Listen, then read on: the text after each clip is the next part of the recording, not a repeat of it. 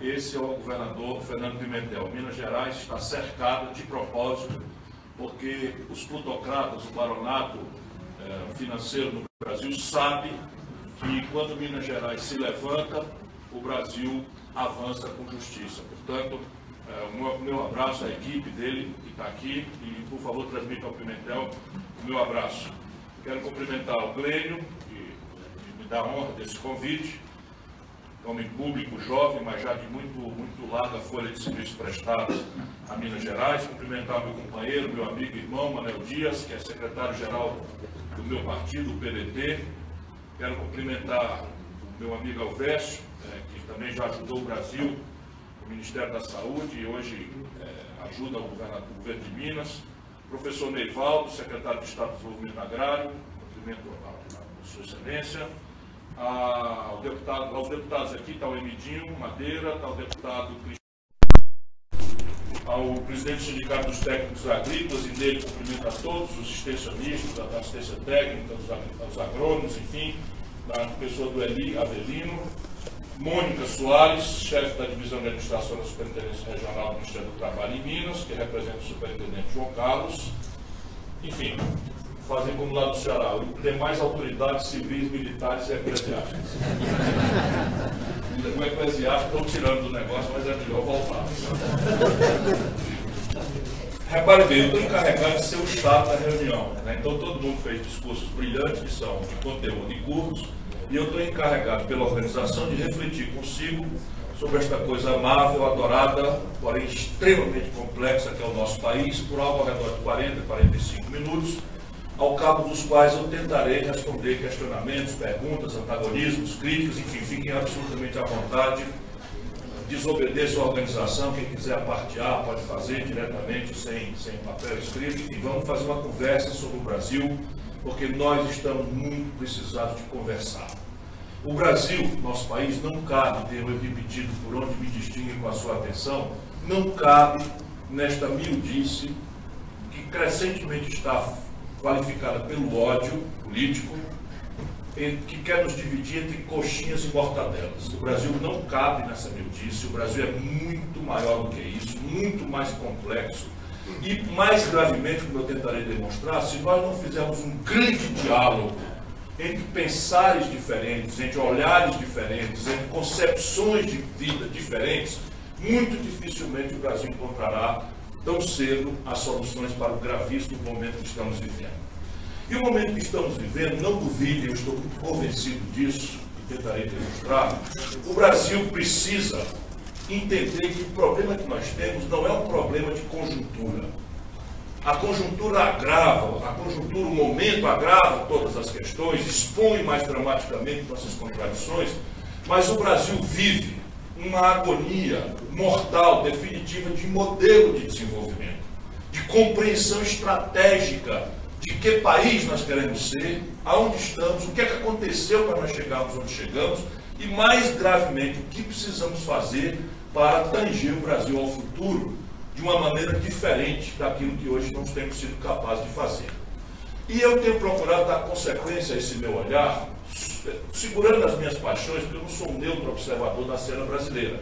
Eu sou um militante, eu tenho um lado, eu sou muito agressivo muitas vezes, porque infelizmente eu conheço profunda e intimamente o Brasil e seus atores, seus personagens.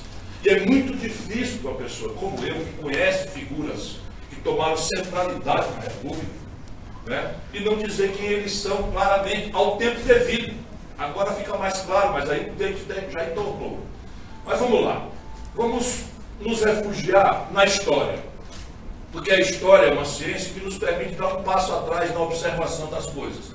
Ela nos permite observar o objeto sem um mergulho apaixonado, né, na hora, no dia, no calor da paixão.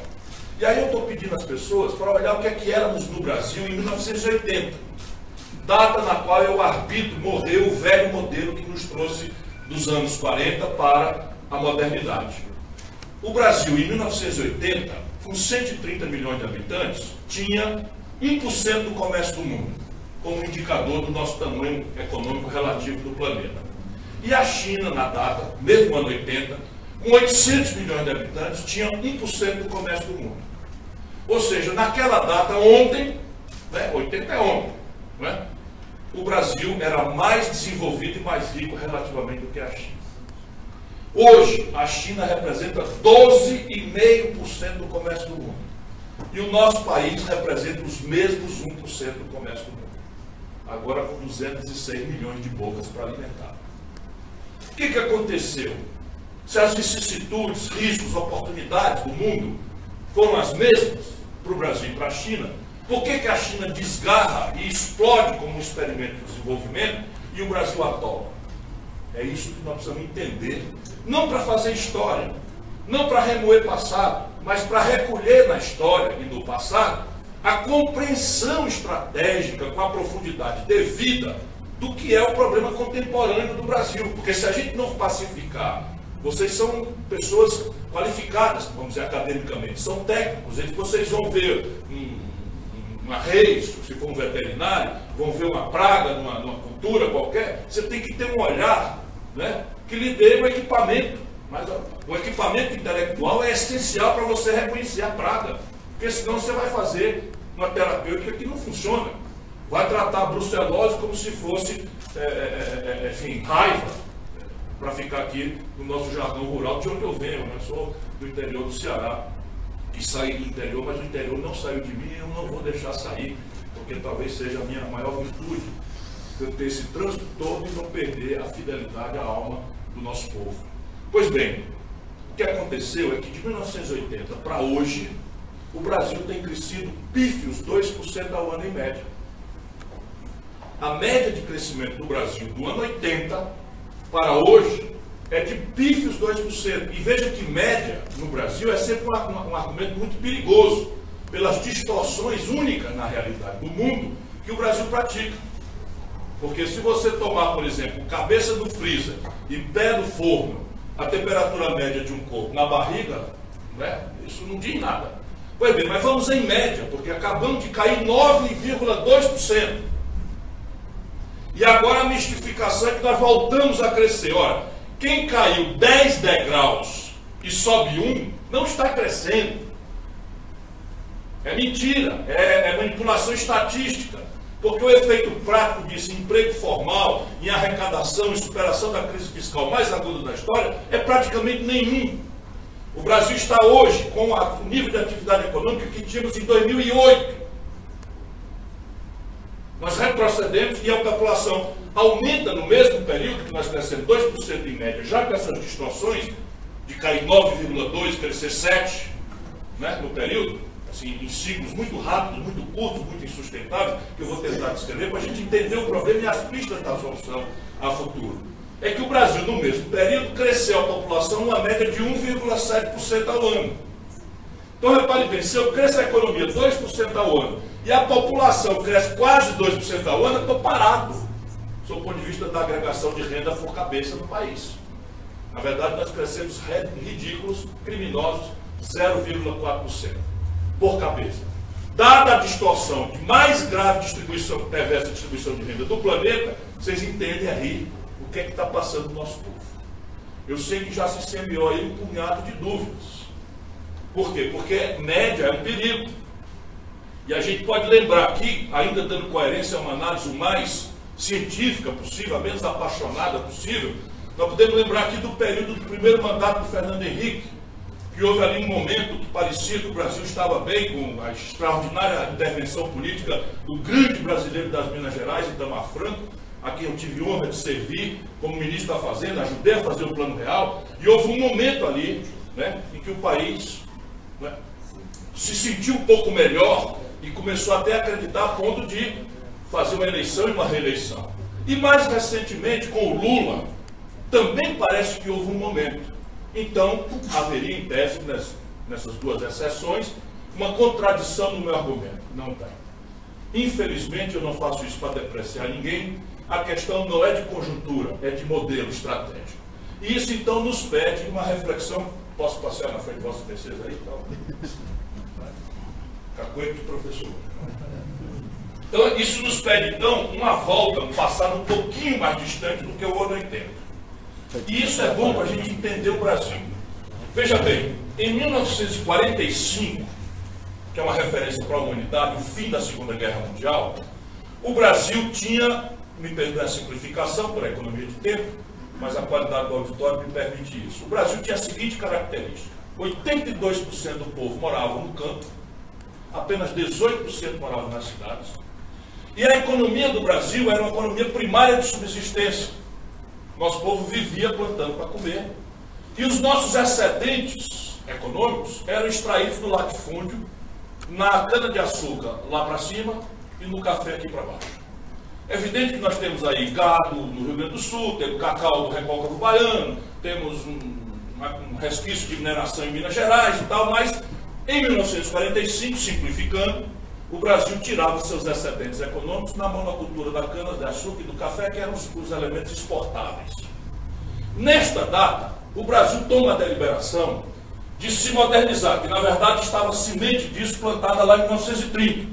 De novo, influência de um extraordinário mineiro, que o tempo não tem permitido se dar o devido valor, o então governador Antônio Carlos de Andrade, que, tendo sido, vamos dizer, sofrido uma rasteira, né, na política do café com leite, com a imposição pelos paulistas do Júlio Prestes, ele instiga o Getúlio Vargas, então governador do Rio Grande do Sul, a fazer a Revolução de 30. A Revolução de 30 planta a semente desse Brasil moderno. Mas, para efeito da nossa conversa hoje, eu vou atravessar para 45, porque essa semente começa de fato a frutificar, consequência estratégica, né, de um modelo econômico ali, nessa data. Qual era a ideia? A ideia era libertar o Brasil dessa economia simplória de subsistência e de excedentes concentrados na oligarquia rural, reacionário, escravocrata, que tinha transitado da escravidão para a manipulação da mão de obra migrante, com grandes desumanidades. Então, tudo isso é bom a gente lembrar, porque está acontecendo de novo. Né? Isso tem a lógica de uma certa elite brasileira. Né? Nós somos o país que mais retardatariamente no Ocidente aboliu a escravidão. Só para vocês terem uma ideia, tem muita gente zangada até hoje com a Princesa Isabel, que não podia ter feito aquilo. Né? E eles querem voltar a trabalho. Não, estou lhe dizendo, tem um deputado que apresentou o projeto de lei na Câmara, agora, dizendo basicamente que o trabalhador rural pode ser descontado da remuneração dele a casa e a comida. O que é isso senão escravidão? Pura e simples. Porque os escravos comiam e eram hospedados pelos senhores pelos escravocratas. Eles comiam, era como um jumento. Na verdade, no Código Civil Brasileiro da data, jumento, cavalo, que são serventes, escravos eram equiparados a isso. Né? Então a gente alimenta o jumento, a gente hospeda o jumento, guarda o jumento. Né? Se bem que no Ceará virou animal selvagem de novo, porque a moto fica muito barata. Então o jumento no meio das estradas lá, você não tem ideia, virou um problema para nós. Pois bem, vamos modernizar o Brasil, era outra. Qual é a modernidade? Vamos industrializar o país. Qual é a indústria que nós vamos introduzir no Brasil? Ora, o que o Brasil está comprando do estrangeiro, o grande volume? Aí está a pista por onde nós vamos tentar fazer aqui dentro do Brasil uma indústria nacional. Então, se o Brasil comprava, vamos dizer, 200 mil enxadas, importava do estrangeiro, 200 mil enxadas por ano, estava claro que cabia fazer uma fábrica de enxada no Brasil, com capacidade de produzir 300 mil enxadas, 200 mil resolvia o problema do nosso abastecimento e 100 mil sobrava para a gente exportar. E por essa lógica o Brasil ia enriquecer e se modernizar. Então fizemos um mapa, tudo que o Brasil importava do estrangeiro com grande volume, era por aí que nós íamos tentar fazer nascer uma indústria nacional brasileira. Primeiro grande problema, isso tudo, volto a lembrar, eu estou falando de problemas de hoje. E estou tentando achar as pistas do que nós precisamos fazer para o futuro. Então não é um olhar passivo, descritivo da história brasileira. A isto nós devemos as contradições atuais do Brasil e a nossa perplexidade política. Então qual era a ideia? Quer dizer, industrializar, fazer uma indústria nacional, substituir importações, e vem a primeira pergunta: de onde veio o dinheiro para esse negócio aí? Esse tempo os políticos não pareciam gostar tanto de brincar de Deus, né? Como parece modernamente querer brincar de Deus. Então, uma pergunta simples: de onde é que veio o dinheiro para pagar esse negócio? Olhando os capitais privados, lá como hoje, eles eram dramaticamente exíguos para o fôlego da empreitada, muito baixo, muito pequeno, o que os economistas chamam de formação bruta de capital, ou seja, qual é o capital nacional disponível depois de nós consumirmos e sobra para investir? Muito baixo. E naquela época, como hoje, ariscos a ideia, porque rurais oligárquicos e desconfiadíssimos dessa novidade. Sob o ponto de vista político, havia ali uma desestabilização, né, dos pilares da República Velha. E isso faria com que essa turma plutocrata, baronato, não quisesse nem ouvir falar nesta tal modernidade. Nasce daí, para a gente entender nossos dramas contemporâneos e as pistas do futuro, a ideia da gente pegar uma picada, uma tangente, fazer um desvio para não resolver o conflito político de construir capital dentro do país. Fundamos a lógica de assentar o nosso desenvolvimento no capital dos outros.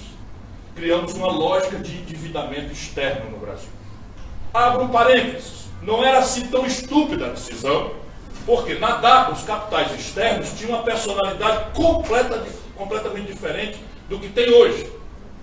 Eu pesquisei no período que eu passei nos Estados Unidos estudando o Brasil, eu descobri lá o padrão médio. Então o Brasil contratou, durante 30 anos, há 3 anos de carência, 12 anos de prazo médio para pagar e juro médio, seguro queixo, de 3% ao ano. Então pensaram no tempo, qual é o erro? Eu tomo $1 bilhão emprestado, abro uma Petróleo Brás, 3 anos depois do meu investimento amadurecido, o faturamento de 1 ano dela vai pagar o que ainda tem 10 anos para frente, 12 anos para frente para pagar. Então danaram tomar dinheiro emprestado do estrangeiro, de longo prazo e barato, e abrir Brasil Brás. Né? Petróleo Brás, Siderúrgica Brás, Telefone Brás, porque vinha a infraestrutura correlata, Porto Brás, né? Estrada Brás e essas coisas todas. Né? Foi se tentando criar uma burguesia nacional, porque aqui isso foi feito via investimento direto, mas foi também feito à base de muita manipulação do câmbio, de muita... A gente precisa entender tudo isso hoje, muita manipulação do câmbio, muito crédito subsidiado, muita renúncia fiscal, muito favorecimento, porque havia uma ideia de você criar uma burguesia nacional urbana, não é? Comprometida com um ideário moderno, vitorioso na guerra, em oposição à oligarquia rural, reacionária, escravocrata, que estava resistindo. Então, em 30, isso tudo para acontecer, doeu pra cacete no país. Morreu muita gente, porque a história do Brasil, ao contrário do mito, não é uma história pacífica nem democrática. Nossa história é uma história violenta e golpista. O que está acontecendo no Brasil é só a volta à regra. Quer ver? Veja, para parir esse modelo, nós tivemos uma revolução em 30, uma contra-revolução em 32, um pátio em 35, um outro golpe em 37, uma mudança radical em 46, uma confusão grande em 54, que deu no suicídio do presidente que fundou esse Brasil moderno, que o imaginou, que é o Getúlio Vargas. Em 55, assume o Juscelino debaixo de várias tentativas de golpe, que ele habilmente conseguiu tangenciar, mas passou inclusive perrengue na vida pessoal dele, atentou-se contra a vida do Juscelino, outro mineiro extraordinário que o Brasil muito deve. Aí vem 61, outro golpe, 62, um contra-golpe, 64, um golpe, 68, outro golpe. E assim é a nossa vida. E agora, 2016, outro golpe. Pelo menos do meu ponto de vista, estou submisso um antagonismo, a crítica de quem quer que seja, especialmente em tempos que alguns amigos do PT, pelo amor de Deus, me perdoe, isso eu tenho que denunciar, estão confraternizando com o Eunício Oliveira, Renan Calheiros, etc. Não pode. Se houve um golpe no país, os golpistas têm que ser escorraçados da vida pública e não com esses que se confraternizaram. Mil perdões.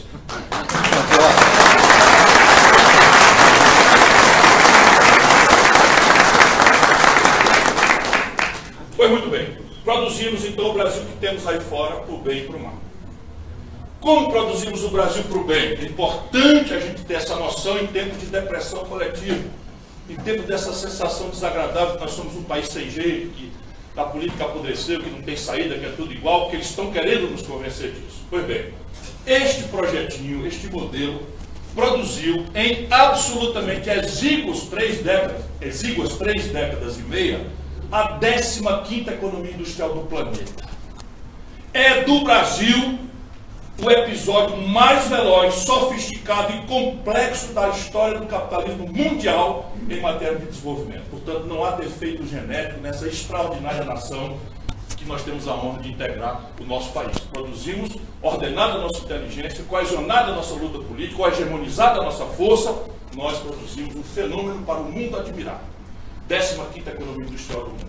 Porém, por imprevisibilidade, ou por imprudência, ou por impossibilidade de se ajuizar coisas de futuro, a este modelo, penso também, nós devemos a contradição do Brasil que temos aí fora. Por exemplo, lembra que o Brasil, quando nós começamos esse esforço, era 82% rural? Em meros 30 anos, e a humanidade não conhece esse episódio, ninguém sabe até hoje como é que faz, porque a China está explodindo de desenvolvimento, mas a China regula o processo migratório. O Brasil, em 30 anos, virou 82% urbano. Então, nós saímos de 80 rural para 82 urbano em 30 anos. Colapsamos a cidade. Essa cidade, Belo Horizonte, é uma cidade planejada, moderníssima, rabiscada aos moldes de Paris, explode, né? Com todas as cidades brasileiras, e isso causa um constrangimento gravíssimo, que vai desafiar gerações para resolver problemas de moradia, de segurança pública, de acessibilidade a serviços essenciais, de esgoto, saneamento, água, enfim, creche, etc, etc. E o baronato do crime encastelou-se porque há uma dificuldade de acesso territorial e as populações confinadas nesses territórios têm que fazer acordo para sobreviver, né, com o barão do tráfico, com o barão da facção criminosa, etc. Isso é um problema que o país tem que dar a ele centralidade. Porém, não é talvez isso sendo muito grave, o mais grave é que nós, ao empatarmos capitais públicos que não tínhamos, portanto, fundados no endividamento do futuro, e o futuro chegou, nós hiperconcentramos a renda no Brasil. Essa migração se deve por quê? Porque o trabalhador rural desassistido, sem regulação, sem proteção, sem coisa nenhuma, ouve falar que tem um emprego com carteira assinada, com 13º salário, com férias, com jornada de trabalho, e vai para a cidade atrás disso. Como é justo. E a concentração de renda foi a gente empatar os bilhões de dólares da reforma agrária, que não fizemos, da reforma sanitária, que não fizemos, da reforma educacional, que não fizemos, enfim, do conjunto de coisas que foi de uma forma muito... fenômeno que foi de uma forma muito cínica, mas muito franca, resumida pelo Delfim Neto, um cara que pensa legal o Brasil. Dizia ele na década de 70, quando se queixavam as pessoas disso, dizia, primeiro precisamos fazer o bolo crescer, para depois dividir. Então o Brasil produziu a mais aguda concentração de renda entre todas as economias organizadas do mundo. Entre nós, brasileiros, eu faço isso agora porque eu quero que cada turma da internet crie um meme. Entre nós, para poder o povo entender, entre nós brasileiros, hoje, 6 pessoas, não é 6.000 nem 600, 6 pessoas, 1, 2, 3, 4, 5, 6, minha cara Shirley, né, tem fortuna equivalente à renda de 100 milhões de brasileiros, que é metade da nossa população. Vocês ouviram? Não tem exagero não, pode ir no Google. 6 pessoas têm fortuna equivalente à renda de 100 milhões de brasileiros reunidos. Isso não há nada sequer remotamente parecido nem nos Emirados Árabes Unidos, nem em qualquer principado tribal do fundão da África. Nada existe igual a esta selvageria, que ainda inclusive quer mais. Não está achando pouco. Não podemos deixar esse povão melhorar de vida, porque isso aí é anticapitalista. Isto é a elite, uma fração da elite plutocrata do baronato brasileiro. Pois bem, este modelo, produzindo essa contradição, é a queda. Mas tem o coice. Esse modelo morreu. Morreu por quê? Morreu de morte morrida e morreu de morte matada.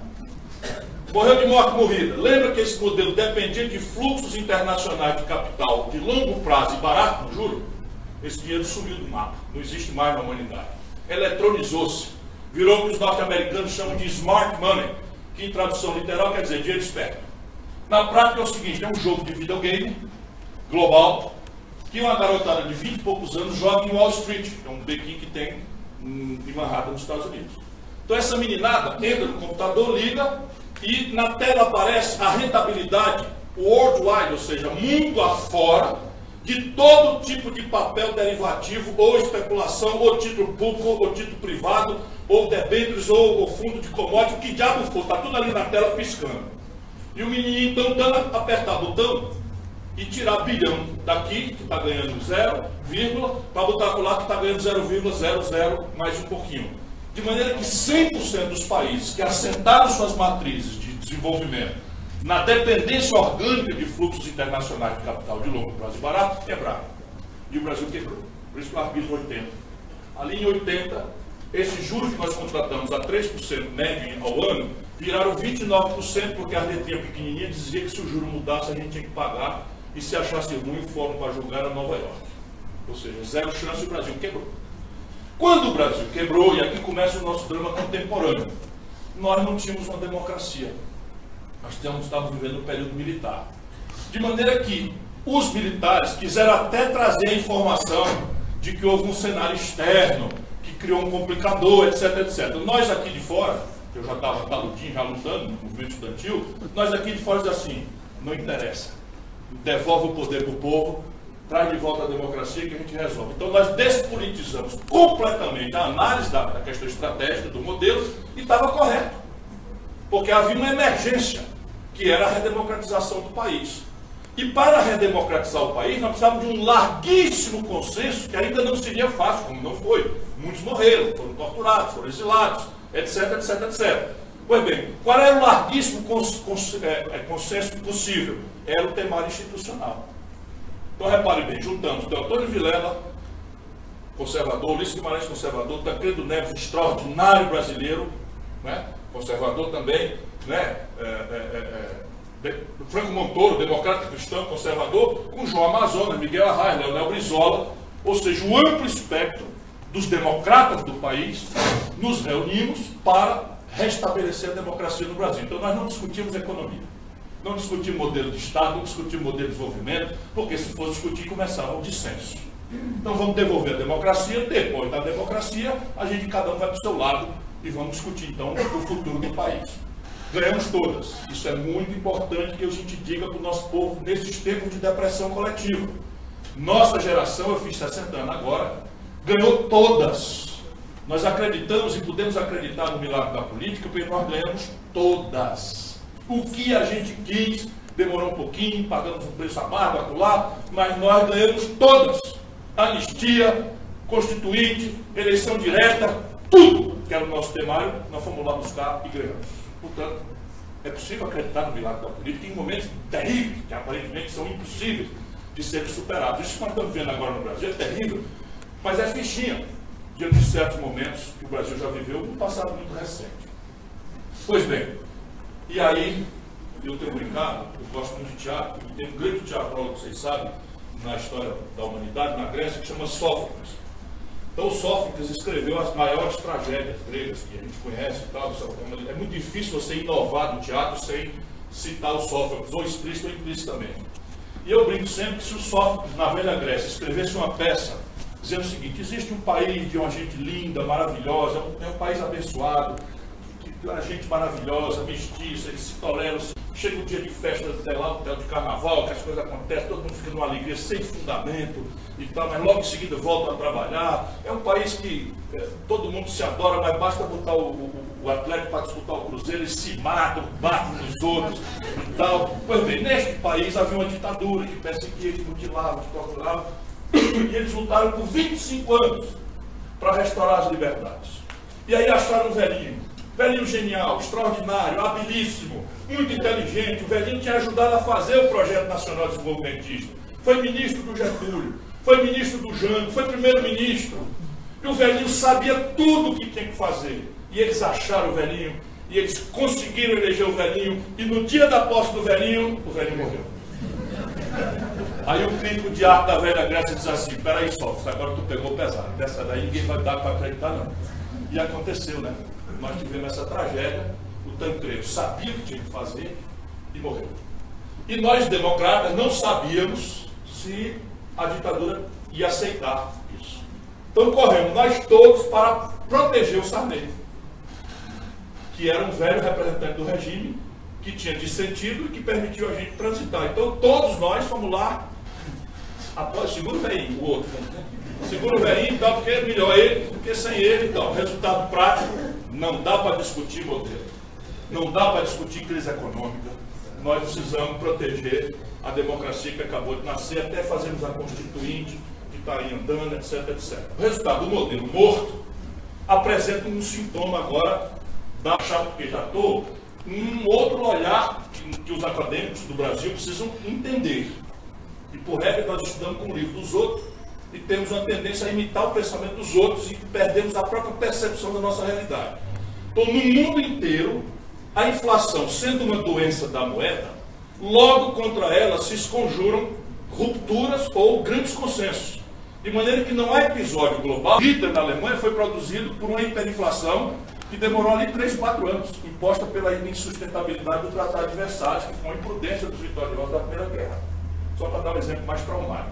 Pois bem, no Brasil nós passamos 20 e tantos anos com inflação acima de 20% ao ano. Tivemos uma inflação de 87% no mês. E por que não houve a ruptura? E por que não se celebraram consensos? É porque aquela velha elite, que era oligarca, rural, escravista, uma doença da moeda para o povão, para a classe média, para os trabalhadores, não ou era para os que tinham excedente financeiro, pelo interesse do conjunto da população brasileira. E aí nós tivemos uma outra emergência. Não vamos mais discutir programa econômico, nós precisamos enfrentar a inflação, que é uma febre. E febre nós sabemos, a febre não é em si uma doença. A febre é um sinal que o nosso corpo manda dizer para a nossa inteligência de que há uma infecção acontecendo. Precisa tratar a febre, porque ela é sintomaticamente perigosa, vai dar uma convulsão, mas não vamos ter ilusão de que febre é doença. Tratou a febre, tem que entender que infecção é, fazer o exame de sangue, o exame de urina, né, e ver se é cirurgia, se é antibiótico, enfim. Estou dando uma de médico agora aqui. Nós, então, celebramos um novo consenso de emergência. Todo o combate à inflação. E o Itamar Franco, outro mineiro, que chega na presidência da República, descompromissado com esse pacto plutocrático do baronato, e isto foi destruído no imaginário brasileiro por agências de publicidade contratadas pelo governo Fernando Henrique, porque o Fernando Henrique, querendo a longevidade do poder, a reeleição, sabia que o Itamar poderia ser o cara que ia voltar como o grande cara que tomou a iniciativa de combate à inflação com o Plano Real. E aí eu já era ministro, já ajudei a fazer. Então cuidaram de desmontar o imaginário do povo brasileiro em relação ao Itamar e transformaram o Itamar num jeca, né, que vai para o carnaval com a menina sem calcinha, como se o Itamar tivesse que levantar a saia de todo mundo para conferir, né, se a menina estava de calcinha. Isso eu estou falando porque isso vai acontecer de novo. Isso sempre acontecerá. Há um centro estratégico no pensamento da plutocracia brasileira que toma deliberações e faz isto, lúcida, consciente e cientificamente, agora com grande score internacional. Vou explicar para vocês o que é que já está acontecendo. Qual é o temário do nosso povo? Qualquer um de vocês que está mergulhado na vida real do nosso povo sabe que o nosso povo está preocupado com violência, está preocupado com a possibilidade de adoecer e de ser tratado decentemente no hospital, está preocupado com o emprego e está chocado com a corrupção. Para ficar aqui em 4 preocupações emergenciais da sociedade brasileira nesse momento. Nesses 4 temas, nós, os democratas, os progressistas, os amantes do povo, os que temos respeito ao Brasil como nação, nesses 4 temas a gente ganha deles folgado. Vamos discutir qualquer coisa. Emprego, salário com eles. Já perderam. O que é que eles estão fazendo? Orientado pela marketagem estrangeira. Estão tentando trocar o temário dominante do debate deste ambiente onde está a psicologia do povo por um outro ambiente onde a psicologia do povo também está, só que é onde eles ganham e nós perdemos. Por descuido nosso do campo progressista, que é o temário moral, e o temário da família e o temário religioso. Então nós todos mineiros, brasileiros, somos solidários aos desempregados, queremos discutir salário, queremos discutir segurança pública e tal. Ah, não, pega um cara de mau gosto que fez uma exposição de um peladão lá em São Paulo, exposição essa que ninguém assistiu, se meia dúzia assistiu, foi muito. Botam em horário nobre na TV para todo mundo ver, inclusive as crianças, e olha o absurdo que está acontecendo no Brasil, estão montando o desmonte da família brasileira, olha, todo tipo de vagabundo e picareta faz discurso moral. Acabou de votar, né, um refis que subtraiu milhões de dinheiro que esses bandidos daqui, chamados Nilo Cardoso e sua quadrilha, fizeram. Milhões! Acabaram de votar um refis, o relator beneficiando a si próprio, e na hora seguinte vai para a tribuna para dizer que a família brasileira está sendo agredida, que as nossas crianças estão sendo estimuladas à pedofilia. Vamos abrir o olho. Nós não podemos deixar esse temário acontecer. Mas também não podemos, nós do campo progressista, deixar o povo pensar que nossa resposta para a violência impune é um difuso interesse de defesa dos direitos humanos. O povão está ouvindo como proteção de bandido. Então, o nosso serviço é muito complexo. Nós precisamos realmente, voltando ao debate aqui do hoje. Desculpa aí, eu falei mal de um mineiro, que é talvez o único de quem eu falo mal.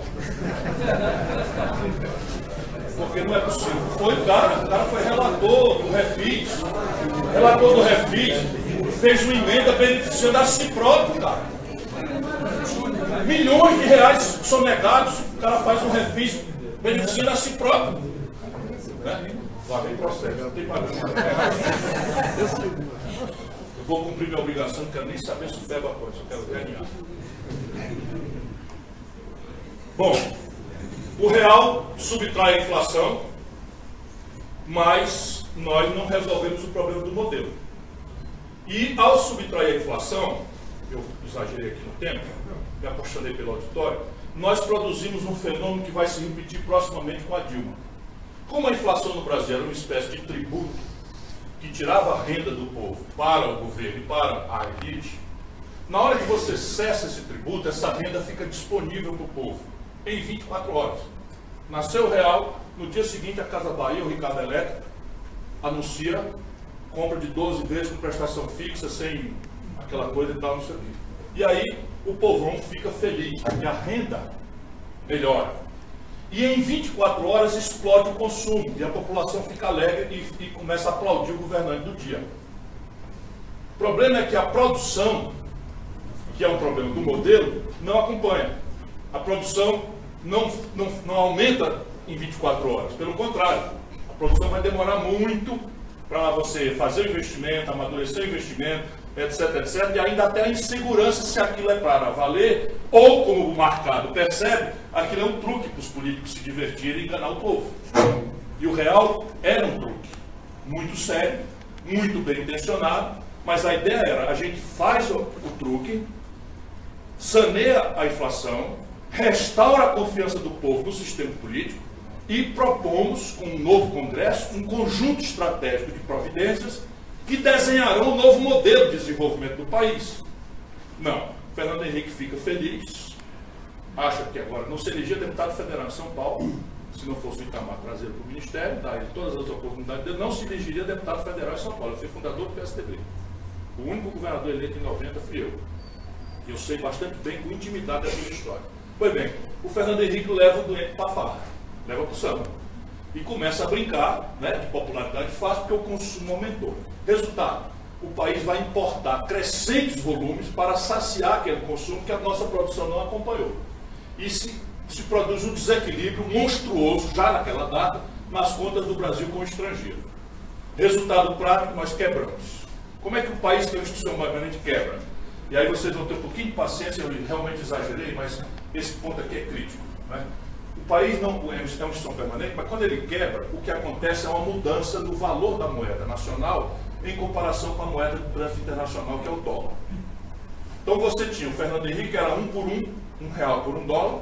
Quando ele quebra, na sequência da reeleição, ali em janeiro, fevereiro de 99, enganou todo mundo, ele quebra o país, o real passa a valer R$2, quer dizer, o dólar passa a valer R$2,30 por dólar, uma desvalorização violenta, e isso provoca um efeito popular que eles não querem que o nosso povo entenda.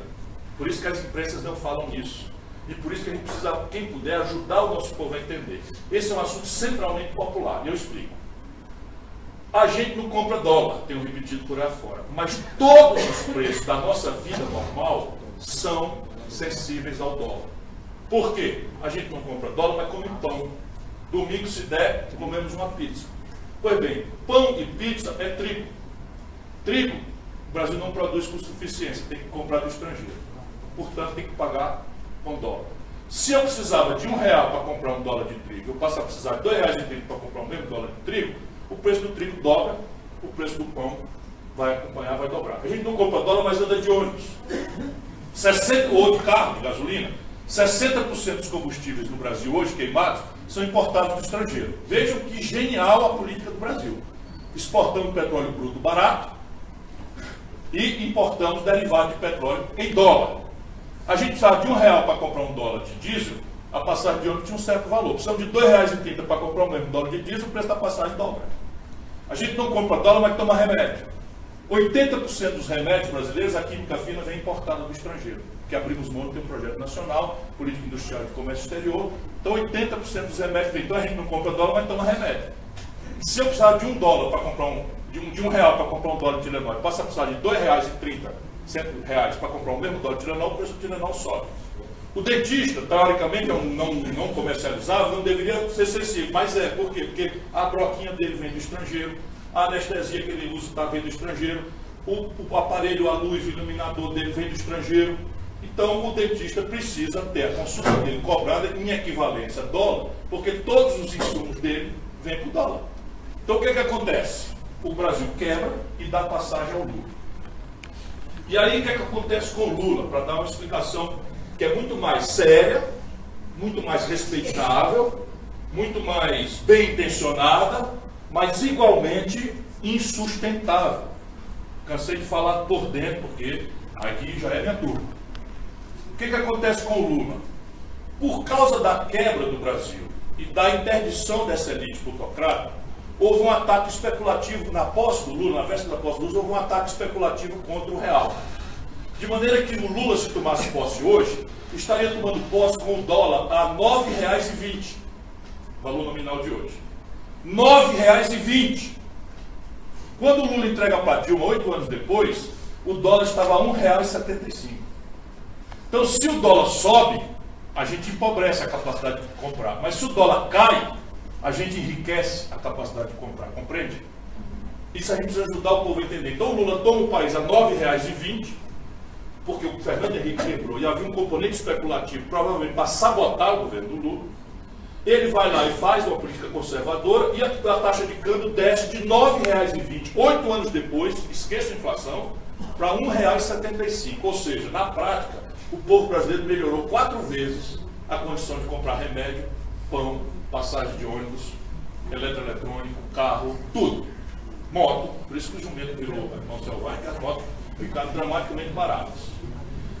E o Lula também foi ajudado por um fator que nós precisamos entender, que é aquilo que eu falei. Como o Brasil, a produção não acompanha, pelo contrário, o Brasil está se desindustrializando desde 80.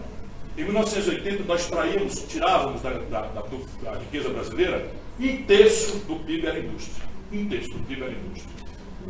Hoje, 8%. Ou seja, hoje apenas 8% da produção brasileira do PIB é extraído na indústria. E qual é o problema da indústria? É que o nosso modo moderno de vida é referido a um padrão de consumo industrial. E nós não temos crescentemente as condições de empreender para produzi-lo. Por exemplo, quem aqui não tem celular? Outro dia um cabo levantou o dedo no autógrafo. Meu irmão, quero o autógrafo seu. Primeiro lugar, eu tenho velho, um dia eu chego lá. Eu ando com 2. Todo mundo tem celular, 100% importado.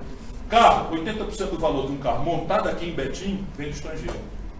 80% do valor econômico do carro, mecatrônica, parte computacional e tal, vem de fora. Remédio, já falei tudo. Então, o buraco apresentou-se também no governo Lula. Mas por que não rebentou a conta? Porque nós vivemos um ciclo único que nós precisamos entender e dominar. Eu estou tentando que os amigos do PT entendam isso. Fui lá no Brasil Popular para entender como se fosse uma crítica minha. Isso não tem crítica nenhuma, já disse que foi tudo de boa fé, tudo bem intencionado, muito mais sério. O Fernando Henrique foi tudo de mentira. Sabia, porque eu estava lá, a gente sabia que não era sustentável. Com o Lula não dava para prever, mas veja o que aconteceu. A China, bombando, compra os produtos tradicionais brasileiros e os preços exorbitam para cima como nunca se viu durante o período do Lula.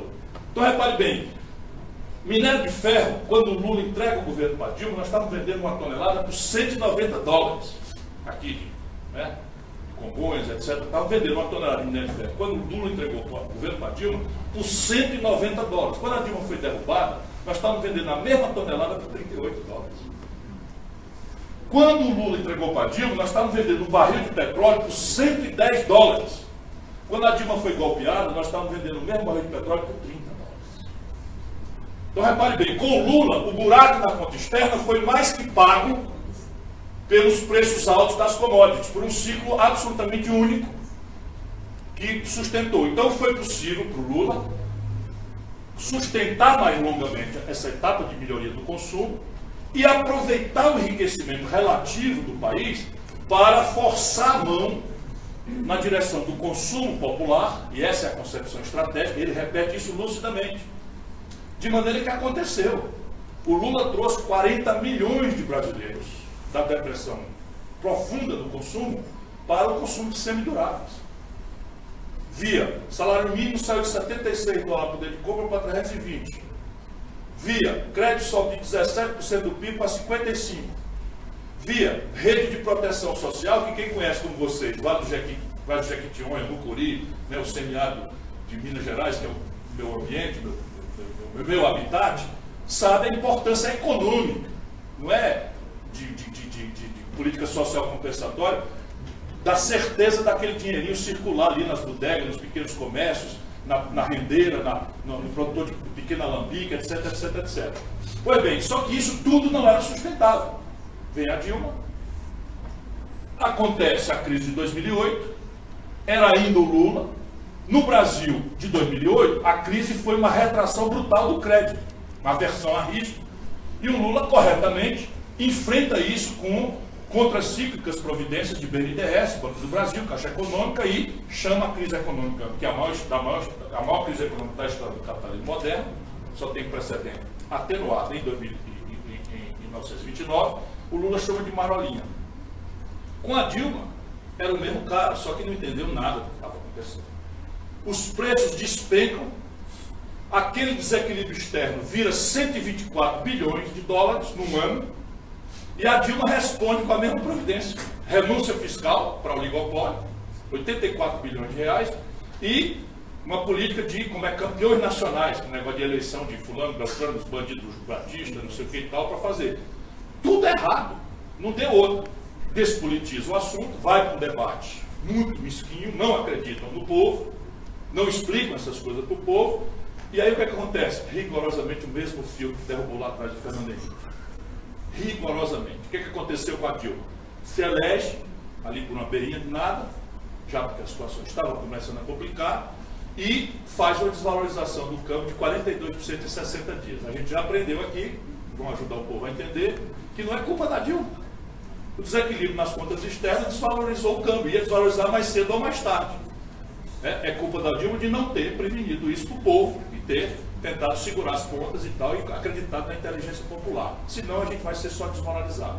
Pior, como lá atrás se deu indexadores às tarifas públicas sensíveis ao câmbio, ela mede um tarifaço, que aqui em Minas foi 60% o reajuste da energia elétrica. Tudo no dia seguinte da eleição. E a desvalorização do câmbio faz com que o salário mínimo, que estava a 320 a poder de compra, caia para 200, para 190. O crédito despenca de 55% para 27%, porque o juro ela bota lá com esse louco do Levi em 14,25%. E aí, resultado, é o mesmo filme. E o pior, lá atrás, quando aconteceu com o Fernando Henrique, o PT criou um movimento Fora FHC, e o Lula assinou um pedido de impeachment do Fernando Henrique e foi entregar por então o presidente da Câmara, Michel Temer. Vocês acreditam nisso?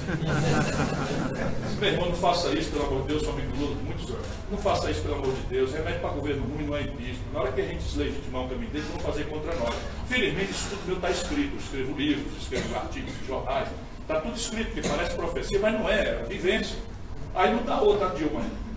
Produz o mesmo filme e a turma do Fernando Henrique, um plutocrata, o baronato, a Globo, não sei o que e tal, que nós nunca tivemos, né, faz o impeachment da Dilma. E aí nós chegamos ao tempo presente. Talvez eu devesse parar aqui, porque tem um outro capítulo, mas eu estou meio achando, estou cansando vocês. Vai falar essa relação do Brasil e China com o Lula, e parece que houve um impacto positivo. Não, o impacto com a China pode ser positivo, pode ser muito positivo. Mas o plano da China para o Brasil é basicamente que nós sejamos um quintal de produção de matérias-primas de baixo valor agregado para eles processarem, industrializarem e venderem para nós. Então, por exemplo, a China é o maior comprador de minério de ferro brasileiro.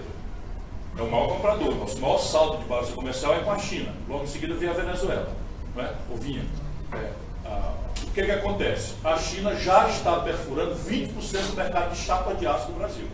Ela compra minério de ferro barato, e a gente aceita, e ela vende o valor agregado aqui no Brasil. E isso está gerando um desequilíbrio na conta externa que proíbe o país de crescer. Então eu vou fazer o seguinte, eu paro aqui, porque tem toda uma terapêutica, mas eu de fato estou achando que passei da conta porque me apaixonei pelo auditório. E eu tento responder perguntas e pode ser o mais informal possível.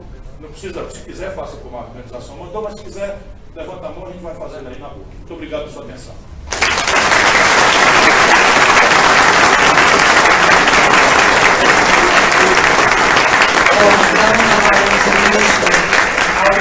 A gente convida para a mesa, para atuar como mediador, o gerente regional aqui da Emater, Vitório Alves Freitas, por favor. Já tem um inscrito aqui, o prefeito Antônio de Bandeira. Quero protelar o telefone.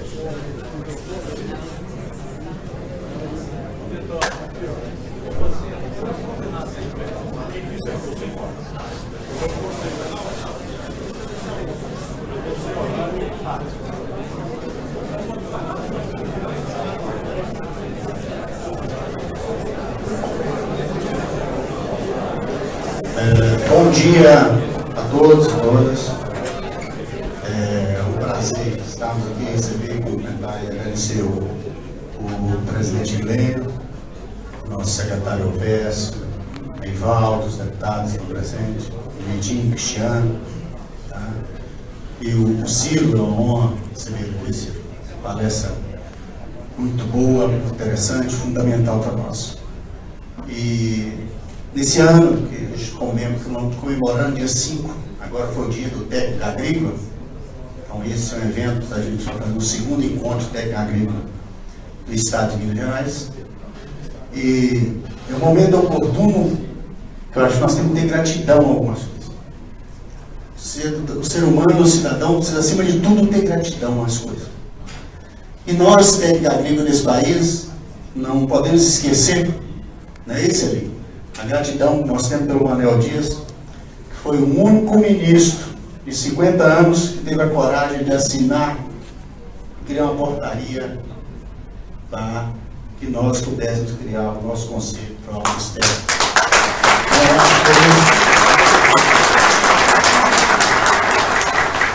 A importância do Manuel Dias estar conosco aqui no governo Dilma foi quem teve essa coragem de fazer esse trabalho. Nós estávamos juntos lá. Mas o Ciro colocou uma coisa interessante sobre a questão econômica do país, sobretudo uma história interessante, uma aula maravilhosa. Assim. Nós, eu acho que, e é nesse contexto que nós que estamos na extensão rural, lá no canto, nós lá do Vale de Quinchonha, para nós é uma honra estarmos aqui em Belo Horizonte, mas trazer também a vivência daquele vale. Um vale que constrói dedicação, trabalho, respeito. E economia também. Porque sempre a gente coloca, se as riquezas que nós temos no interior de Minas tivessem os mesmos investimentos que tiveram nos Rio de Centro, lá também estaríamos desenvolvendo. E eu acho que foi fundamental, se você colocar sobre a questão econômica e dizer se nós que estamos no campo, como extensionista, que nós que estamos no dia a dia, quando você colocou isso fundamental, que o campo, ele cortou, ele reduziu de 80%, e voltando na cidade, cresceu 80%. E nós ainda persistimos, e esse ainda tem lá, esses 18%, tem o incentivo ao trabalho da Emater, da extensão, da assistência técnica. E por isso eu sempre defendo, você como educador, que o trabalho nosso como extensionista no campo, nós somos educadores. Nós trabalhamos educação continuada, constante, para o cidadão que está ali, para que ele persista ali, para que ele possa produzir, para que os 70% é consumido na mesa do consumidor brasileiro venha nesse produtor, que ele se sair de lá. Nós vamos reduzir isso. Então é nessa linha que nós vamos abrir as